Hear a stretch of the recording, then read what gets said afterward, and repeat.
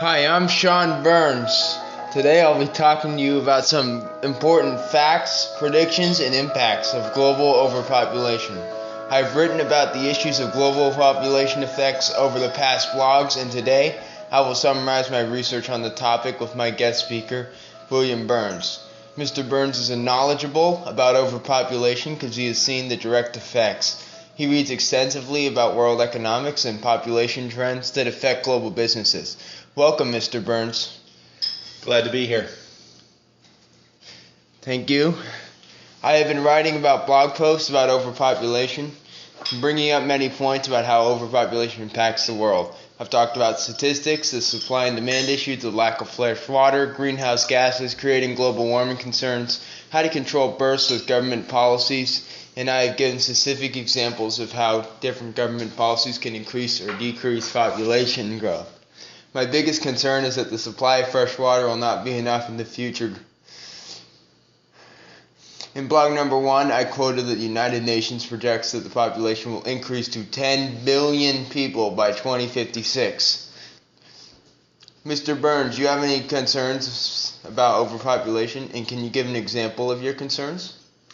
Well, sure. There's lots of concerns, obviously, about overpopulation. You had mentioned stresses on water resources. There's stresses on all kinds of resources, food resources, energy resources, space resources. It also causes a lot of social strife when there's more and more people living in a smaller and smaller space. They also tend to start migrating outwards, looking for more living room and more resources, and of course that causes problems as well. Thank you, Mr. Burns. Also, in another blog, I talked about how population shift and population affects the supply and demand chains around the world. I've offered solutions that include education, contraception, government rules, among other examples. Mr. Burns, what do you think of these solutions, and do you have any other ideas about global population shifts? Well, I think those are all good ideas. In my opinion, the overarching solution to overpopulation is education. As people become more educated, they learn about the problems associated with overpopulation, but more importantly, they're able to get better jobs.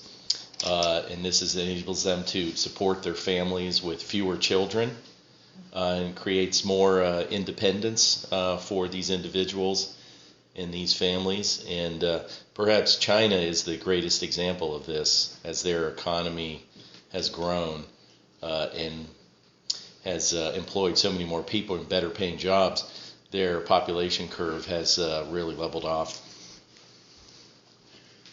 Thank you, Mr. Burns.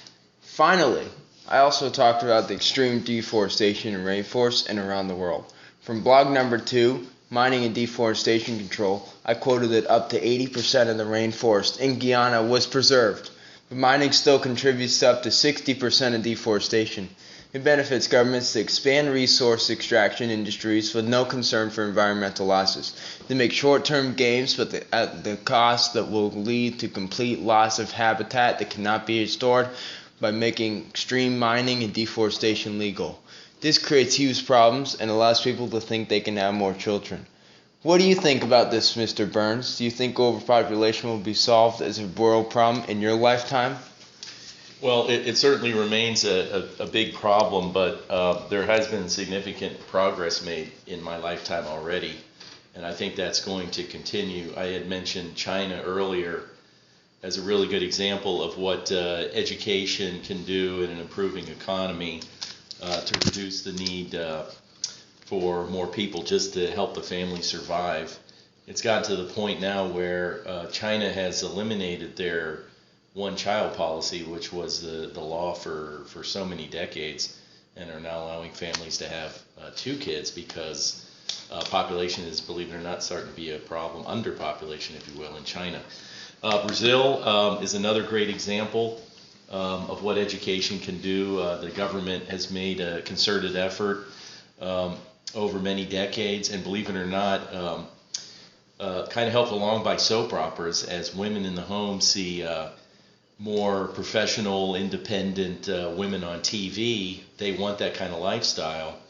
And as they move out of the home and get jobs and more independence, they're having fewer children. So Brazil has also managed to bend their population curve down too. The developed world, it's long past the time when population growth has been a great problem. Some countries are actually shrinking in population, and they're having an underpopulation problem, such as Japan. The two greatest areas of concern remaining are India and Africa. And again, it just goes back to lack of education and lack of opportunity to make a better life that doesn't require so many children. Religion also plays a role in this, and that is a more intractable problem. But again, over time, I think education can solve that problem as well. Thank you, Mr. Burns, for that thoughtful insight and the informative discussion you had with me about many and far-reaching effects of overpopulation. This is all time. Join me later.